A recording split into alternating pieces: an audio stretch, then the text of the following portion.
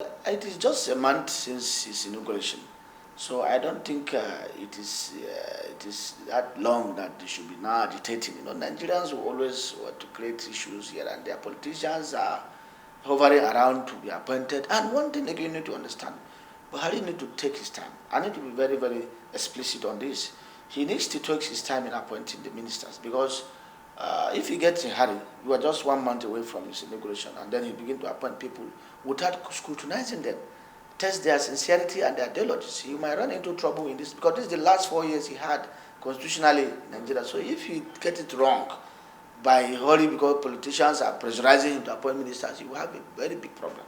Because most of these ministers that you see are looking for ministerial position. They are not having the interest of the country at heart. They are only coming in to prepare themselves for 2023. That is the truth. Most of them are coming because they have lost elections for governorship or senatorial or whatever. They are now looking for ministerial so that they can grab back their monies that they spent and prepare to fight their enemies in 2023. Nobody is coming in with the sole idea of let us fix Nigeria. That is the problem we're having in this country. And that is why Buhari needs to be very, very careful on who or when to appoint his ministers. You need to know. To me, I don't think because somebody have lost election somewhere, then he must be making minister. Even though we know he doesn't have the capacity to be a minister or doesn't have the mental capacity to be able to fix this country.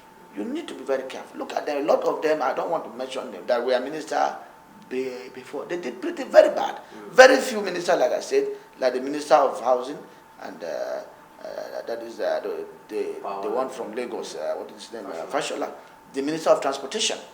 Of course, you could see the trains are moving. These are people you could test where they have worked.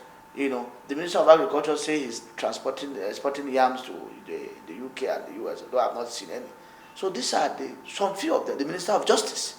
These are ministries that you could see that they were actually, doing a lot of work. The Minister of Interior, he would need somebody, or if he's coming back, he needs to look more interior than exterior. And the reason why we're having all these crises, Boko Haram, bandits here and there, is because the interior has been breached, and that is why the external people, got into the country. Because there are proxies inside here, gives them the information. So we need the Minister of the Interior.